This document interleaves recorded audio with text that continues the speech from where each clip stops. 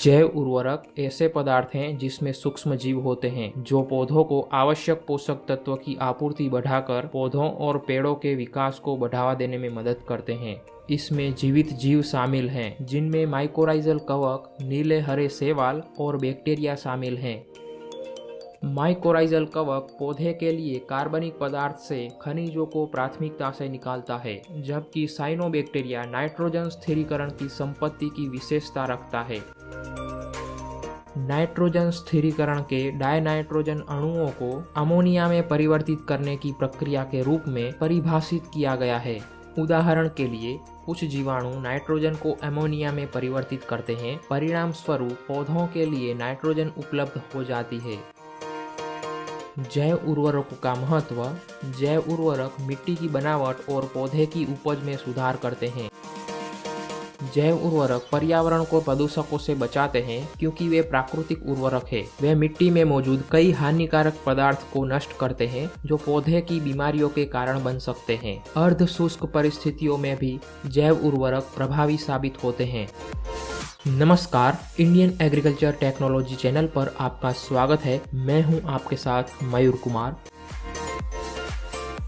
तो चलिए उन सूक्ष्म जीवों के बारे में जानते हैं जो जैव उर्वरक का काम करते हैं।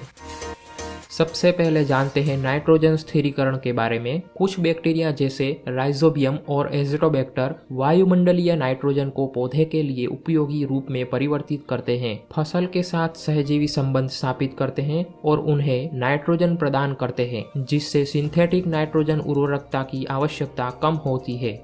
अब जानते हैं फास्फोरस घुलनशीलता के बारे में। फास्फोरस सभी फसलों की वृद्धि के लिए आवश्यक पोषक तत्व है। कुछ बैक्टीरिया जैसे बैसिलस और सुडोमोनास मिट्टी में अघुलनशील फॉस्फेट को घुलनशील कर सकते हैं, जिससे वे पौधों के ग्रहण के लिए आसानी से उपलब्ध हो जाते हैं।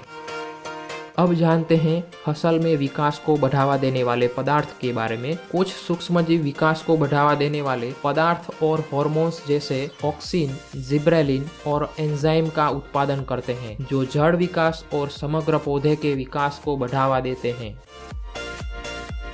बायोफर्टिलाइजर सूक्ष्म जीव होने के नाते मिट्टी की संरचना में भी सुधार करते हैं। जैव उर्वरक मिट्टी के कणों के एकत्रीकरण को बढ़ावा देकर जल प्रतिधारण और जल निकासी को बढ़ाकर मिट्टी की संरचना में सुधार करने में मदद करते हैं। साथ ही रासायनिक उर्वरकों से कहीं ज्यादा पर्यावरण के लिए अनुकूल और टिकाऊ विकल्प है। वे सिंथेटिक उर्वरकों के अत्यधिक उपयोग से जुड़े पर्यावरणीय प्रभाव को कम करते हैं।